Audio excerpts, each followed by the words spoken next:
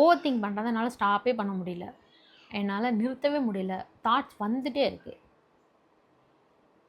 இது எப்படி ஹேண்டில் பண்ணுறதுன்னு எனக்கு தெரில.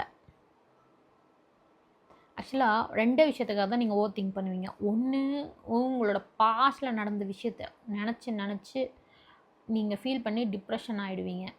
செகண்டு, உங்களுக்கு ஃப்யூச்சரில் என்னெல்லாம் நீங்கள் நடக்கக்கூடாதுன்னு நினைக்கிறீங்களோ அதெல்லாம் நமக்கு நடந்துருமோ அப்படின்ற பதட்டத்திலே ஆங்ஸைட்டியில் இருப்பீங்க.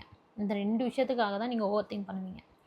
ஃபார் அ சேஞ்ச் உங்களுக்கு பெஸ்ட் எது அப்படின்னு உங்களுக்கு தோணுதோ அதை ஓவர் திங்க் பண்ணுங்கள்.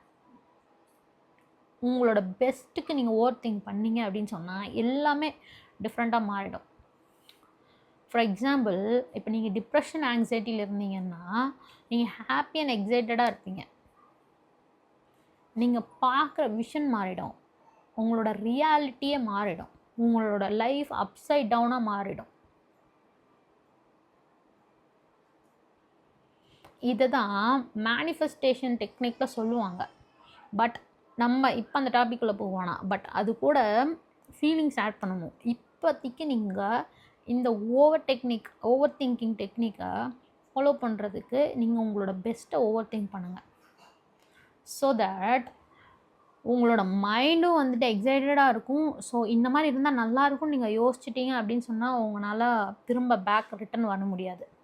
இன்னொரு விஷயம், ரொம்ப முக்கியமான விஷயம் என்னென்னா, இந்த வரி, சேட், டிப்ரெஷன் இது எல்லாமே வந்து ஒரு அடிக்ஷன். இதனால் இதை விட்டு நம்மளால் சீக்கிரமாக வெளியே வர முடியாது.